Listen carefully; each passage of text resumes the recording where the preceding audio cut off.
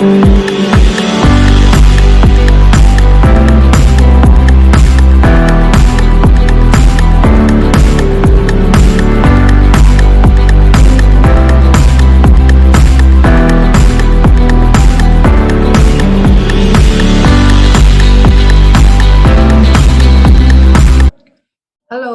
selamat bertemu kembali semuanya.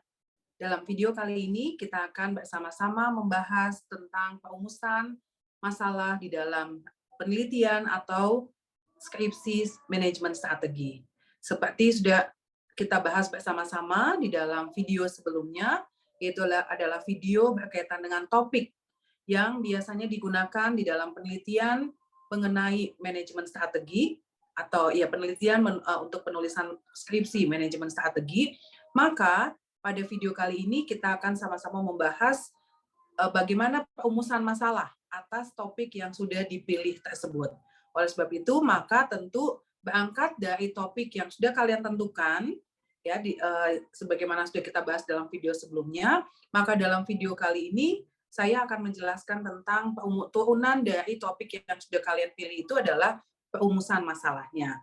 Perumusan masalah seperti juga sudah kalian pelajari di dalam mata kuliah metode penelitian, bahwa masalah itu sesungguhnya bisa meliputi masalah yang konkret, fenomena yang ada di lapangan, atau juga termasuk di dalamnya adalah masalah berkaitan dengan konsep atau teori yang kemudian ingin diujikan atau ingin diketahui bagaimana ketika kemudian dia diimplementasikan atau dia dipraktekkan di lapangan. Nah, biasanya dalam penelitian-penelitian manajemen strategi umumnya masalahnya adalah sesuai dengan fenomena yang terjadi atau dia sehingga penelitiannya bersifat empiris, bersifat sesuai dengan apa yang terjadi di lapangan, seperti itu. Nah, dalam video kali ini kita akan mempelajari bersama-sama terkait perumusan masalah atas topik-topik yang sudah dipilih oleh mahasiswa. Oke, saya akan lanjutkan. Jadi, sebagaimana tadi saya sudah sampaikan bahwa kita akan membahas bagaimana perumusan masalah di dalam penelitian skripsi manajemen strategi. Nah, tadi sudah saya sampaikan juga bahwa tentu diawali dari topik yang akan dipilih oleh kalian, ya. Jadi topik yang kita bahas dalam video sebelumnya. Jadi silakan kalian pilih topik mana yang akan kalian jadikan sebagai topik dalam penelitian skripsi kalian, maka atas dasar topik itulah kemudian kita akan merumuskan masalahnya. Nah, ini kalau kembali kepada roadmap atau tahap penyusunan, maka kita saat ini berada di tahap yang kedua, boleh dinyatakan demikian, itu adalah tahap di mana kita merumuskan masalah atau sering disebut dengan identifikasi masalah di dalam skripsi. Jadi kalau tahap pertamanya itu adalah kita memilih topik, maka tahap yang berikutnya adalah merumuskan masalah tersebut. Nah, saya ingatkan kembali bahwa topik-topik yang bisa dipilih di dalam penelitian manajemen strategi itu adalah meliputi paling tidak yang saya tawarkan kepada mahasiswa bimbingan saya, ya, bahwa di luar ini ada topik-topik spesifik udah pasti, ya, terkait dengan penelitian dalam manajemen strategi. Tetapi untuk kelas skripsi atau mahasiswa bimbingan saya memberikan kesempatan memilih 4 dari topik ini, yaitu adalah strategi bersaing, dinamika persaingan, inovasi, dan juga transformasi bisnis.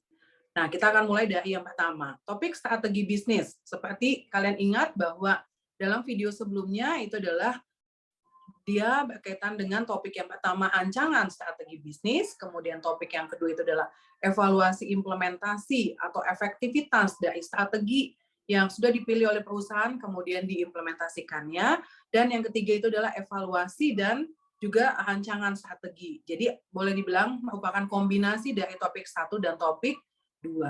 Nah, pada topik 1, maka rumusan masalah yang umumnya digunakan itu adalah berkaitan dengan bagaimana rancangan strategi bersaing yang bisa diimplementasikan oleh perusahaan. Nah, nanti seperti juga kalian ingat kerangka berpikirnya itu adalah untuk topik strategi bersaing itu juga menggunakan analisis internal, analisis eksternal, kemudian nanti juga ada analisis SWOT. Nah, biasanya dalam perumusan masalahnya tentu tidak hanya satu ini, tapi biasanya juga akan ada berkaitan dengan ancaman saat bagaimana ancaman strategi bersaing dengan melihat faktor eksternal dan internal. Itu juga memungkinkan. Ada juga yang kemudian membuat nomor satu bagaimana ancaman strategi bersaing, nomor dua bagaimana faktor internal mempengaruhi rancangan strategi bersaing tersebut, atau bagaimana faktor eksternal mempengaruhi rancangan strategi bersaing tersebut. Nah, itu adalah contoh rumusan masalah untuk topik nomor 1. Kemudian untuk topik nomor 2 itu berkaitan dengan evaluasi implementasi atau efektivitas dari implementasi yang dilakukan oleh perusahaan. Itu biasanya adalah rumusan masalahnya bagaimana implementasi strategi bersaing ya yang sudah dilakukan oleh perusahaan. Lalu kemudian kita juga mengukur sejauh mana efektivitasnya. Ingat ya, dalam video sebelumnya saya menyatakan bahwa ketika mengukur efektivitas, maka itu kemudian kita akan berkaitan juga dengan capaian volume penjualan atau juga segmen pasar yang dituju oleh perusahaan. Sementara itu, topik yang ketiga, ya, yang merupakan topik kombinasi dari topik 1 dan topik 2, itu adalah berkaitan dengan evaluasi dan rancangan strategi. Jadi kita pertama mengevaluasi terlebih dahulu sejauh mana efektivitas implementasi strategi, ya, jadi evaluasinya itu kita adalah menggunakan ukurannya efektivitasnya. Lalu kemudian bagaimana rancangan strategi bersaing. Jadi artinya setelah kita mengevaluasi, kita melihat efektivitasnya, ya kita bisa menemukan dia efektif atau tidak, maka berikutnya kita akan masuk pada bagaimana rancangan strategi bersaingnya untuk di masa yang akan datang, tentu saja. Karena di yang evaluasi efektivitasnya tentu kita menilai yang sudah diimplementasikan di masa lalu, kemudian rancangan di masa yang akan datang itu adalah seperti apa. Nah, ini topik 3 biasanya umumnya topik strategi bersaing akan mencakup yang ketiga biasanya seperti itu. Ya meskipun tentu ada juga yang memilih topik 1 dan topik 2. Yang berikutnya adalah topik dinamika persaingan. Ya, jadi sama seperti juga sudah saya jelaskan dalam video yang pertama bahwa topik dinamika persaingan itu adalah peneliti melakukan pengamatan, kemudian juga melakukan pengukuran, melakukan analisis, identifikasi lingkungan makro dan mikro untuk kemudian mendefinisikan situasi persaingan, karena dia memang menggunakan dinamika. Jadi dinamika itu tentu kita harus memperlihatkan situasinya ya seperti itu. Nah, ini biasanya rancangan rumusan masalahnya itu adalah bagaimana lingkungan mikro. Jadi lingkungan mikro itu akan berkaitan dengan 5 forces, lingkungan industri di mana perusahaan tersebut berada. Jadi tentu ketika kita mau menilai sebuah perusahaan X yang dia misalnya baru akan memulai memasuki industri coffee shop misalnya atau culinary, maka di bagian pertamanya itu adalah kita melakukan analisis atas lingkungan mikronya. Lingkungan mikro ini adalah 5 kekuatan di dalam industri atau 5 forces ya, analisis itu yang kita lakukan. Jadi bagaimana kita akan mengidentifikasi dan menganalisis, kurang lebih hasilnya akan seperti itu. Kemudian yang kedua, ini meskipun tidak wajib tapi biasanya juga tetap diperlukan, yaitu adalah bagaimana lingkungan makro ya, atau bisa kalau bisa berdasarkan urutan logisnya memang baiknya lingkungan makro dulu, karena biasanya yang sudah saya sampaikan juga dalam video pertama, lingkungan makro itu kemudian akan mempengaruhi lingkungan mikro. Jadi kita cerita dulu lingkungan makro yang di sini dalam hal ini adalah PESTEL ya, political, economic ya, social, teknologi, environmental, dan juga aspek legal atau law-nya itu adalah aspek lingkungan makro yang kemudian secara biasanya memang dia secara linear akan mempengaruhi juga lingkungan mikro, lingkungan industri ya. Nah, sehingga kita identifikasi dulu, lalu kemudian kita menganalisis. Nah, beberapa penelitian ada yang berhenti di menggambarkan dinamika persaingannya saja, tetapi juga ada yang kemudian membantu ya, atau menambahkan rancangan strategi yang bisa diterapkan oleh perusahaan dengan situasi lingkungan mikro seperti demikian dan lingkungan makro seperti demikian. Apa kiranya rancangan strategi yang bisa diimplementasikan, terutama kalau memang kalian punya satu unit analisis spesifik ya yang kemudian kalian akan jadikan sebagai acuan untuk perumusan strateginya. Nah, topik berikutnya ini juga adalah topik berkaitan dengan inovasi, ya, di mana seperti dalam video yang pertama saya menyatakan bahwa topik inovasi itu akan meliputi rancangan inovasi dan juga evaluasi atas inovasi yang telah diimplementasikan, ya. Jadi kalau rancangan inovasi maka tentu ya kondisinya adalah perusahaan dalam hal ini belum melakukan sebuah inovasi spesifik. Nah, sehingga penelitian mahasiswa dalam skripsinya ingin membantu merancang inovasi tersebut. Nah, rumusan masalahnya itu adalah bagaimana rancangan inovasi dengan mengacu pada rantai nilai. Ya, jadi dalam hal ini kita akan penelitian kalian akan menghasilkan rancangan inovasi bagi perusahaan dengan rekomendasi rantai nilai inovasinya seperti apa, ya, lalu kemudian juga ada inovasinya seperti apa. Jadi ini bisa satu rumusan masalah atau juga bisa dijadikan dua. Jadi bagaimana rancangan inovasi dengan mengacu pada rantai nilai inovasinya, lalu kemudian bagaimana rancangan nilai dengan mengacu pada ada inovasi. Jadi pada topik yang pertama, mahasiswa akan membantu merancang inovasi yang harus dilakukan oleh perusahaan, ya, dalam hal ketika kemudian dia secara spesifik ingin menangkan persaingan misalnya, atau ingin memasuki sebuah pasar tertentu misalnya seperti itu. Oke, topik yang kedua itu adalah evaluasi inovasi yang telah diimplementasikan. Jadi berbeda dengan topik yang pertama itu adalah merancang inovasi dalam arti bahwa perusahaan belum melakukan inovasi, maka pada topik yang kedua, dalam hal ini perusahaan sudah melakukan inovasi. Di mana tentu dalam ketika kalian akan merumuskan atau masuk pada topik ini, pastikan bahwa perusahaan yang dipilih sebagai unit analisis itu memang sudah benar-benar ada sebuah inovasi yang dilakukannya. Ya, karena atas dasar itulah kemudian kalian akan melakukan penelitian dalam hal ini mengevaluasi inovasi yang telah diimplementasikan oleh perusahaan. Nah, seperti juga sudah saya sampaikan di video yang pertama bahwa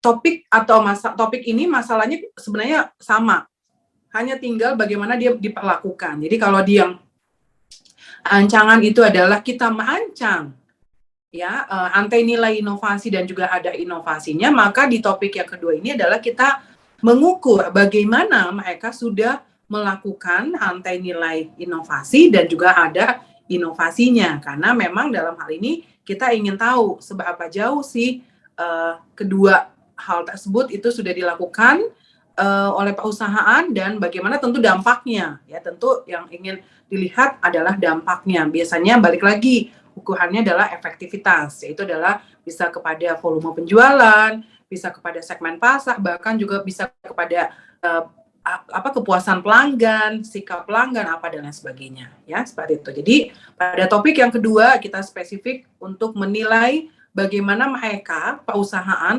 mengimplementasikan rantai nilai inovasi dan juga ada inovasinya.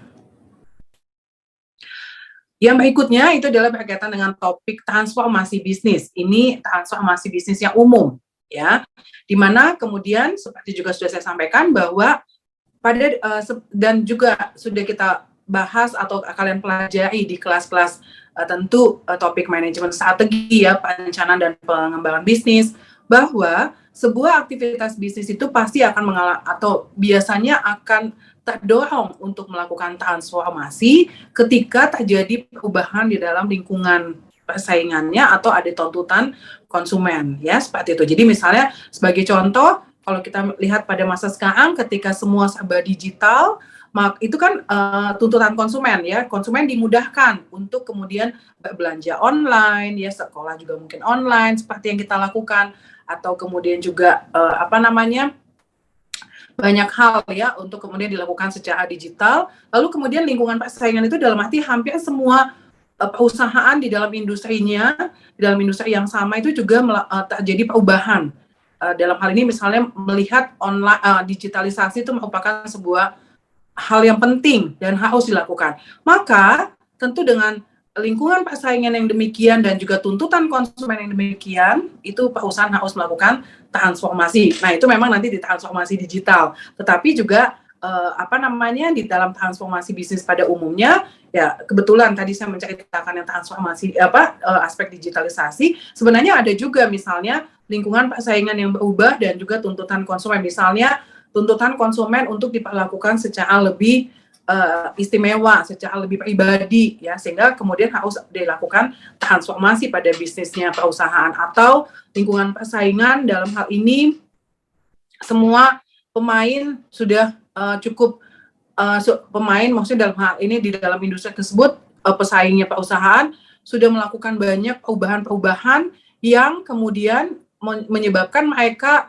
istilahnya tuh punya penampilan yang jauh lebih baik, ya, lalu kemudian penyampaian jasanya atau menghasilkan produknya yang jauh lebih menarik dan lain sebagainya. Maka hal tersebut tentu akan membuat perusahaan untuk berpikir bagaimana dia mentransformasi bisnisnya, ya, sehingga rumusan masalahnya tentu adalah bagaimana karakteristik lingkungan persaingan yang dihadapi saat ini. Jadi dalam hal ini kita mau mengidentifikasi, ya, lingkungan persaingan. Ini memang nanti akan sama atau ya sama dengan dinamika persaingan. Jadi situasi persaingan tentu kita akan pakai konsepnya 5 forces.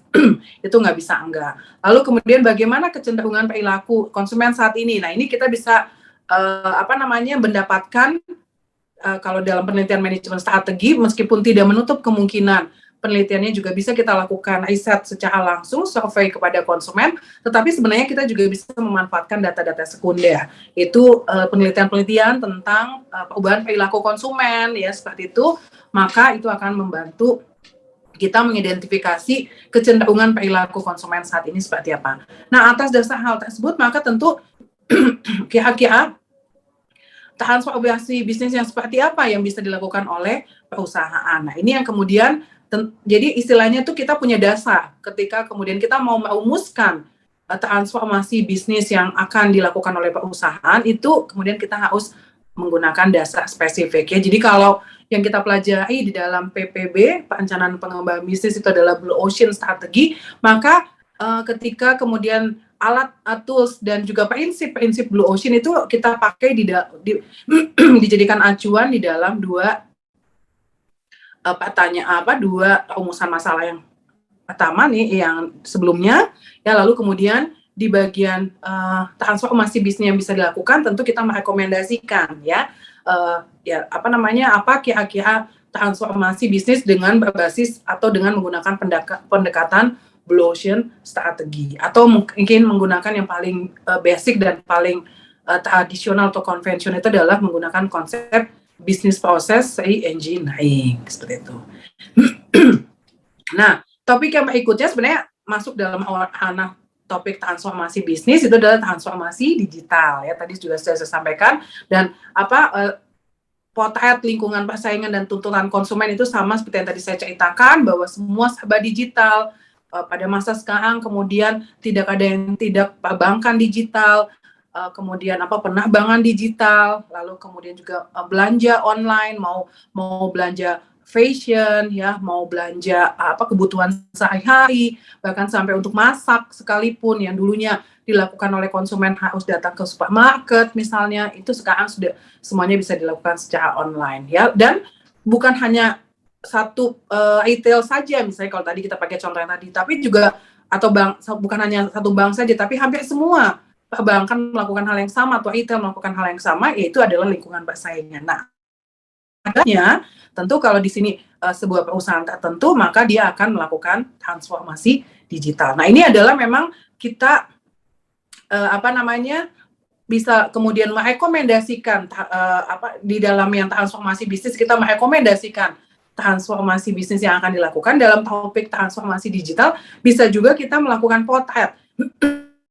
Kita mengidentifikasi bagaimana sih dia menjalankan transformasi digital tersebut, ya, seperti misalnya di dalam video sebelumnya saya memberikan contoh OCBC, NISP misalnya, atau mungkin Bank Mandiri, Bank BCA, dan lain sebagainya. Maka ya istilahnya mereka saat ini sudah terdigitalisasi.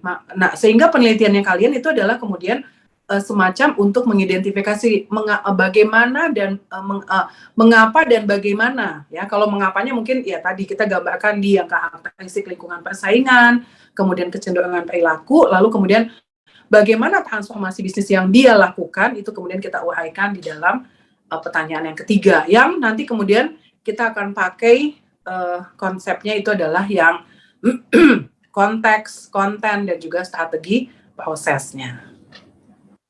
Nah, sampai dengan di sini maka inilah yang kemudian merupakan bagaimana kita sebagai peneliti ya dalam manajemen strategi, setelah kita memilih topik spesifik lalu kemudian kita merumuskan masalah yang akan diteliti ya. Jadi dengan demikian bahwa rumusan masalah itu sangat dipengaruhi oleh topik penelitian apa yang akan kita lakukan, dan biasanya rumusan masalah itu juga akan menggambarkan arah atau tujuan penelitian kita. Jadi kalau tadi kita strategi bisnis, strategi bersaing, maka tentu rumusan masalahnya bagaimana merancang, bagaimana mengevaluasi, lalu kemudian bagaimana evaluasinya dan lalu merancangnya, maka itu juga akan menggambarkan tujuan penelitian kita, bahwa penelitian kita adalah bertujuan merancang, mengevaluasi, ya, atau dua-duanya. Mengevaluasi dulu, lalu kemudian merancang, atau juga menggambarkan situasi atau dinamika persaingan, ya, mengidentifikasi rantai nilai dan ada inovasi, dan juga menggambarkan bagaimana rantai nilai dan ada inovasi dilakukan, kemudian menggambarkan bagaimana transformasi digital dilakukan, atau menggambarkan atau merumuskan, merekomendasikan transformasi bisnis dengan menggunakan konsep spesifik.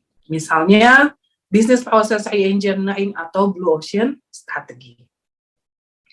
Demikian video kedua berkaitan dengan penulisan penelitian dalam manajemen strategi. Kiranya video ini kemudian akan membantu kalian untuk bisa memahami bagaimana kemudian pilihan topik riset yang dijadikan acuan dalam penelitian kemudian digunakan sebagai perumusan masalah.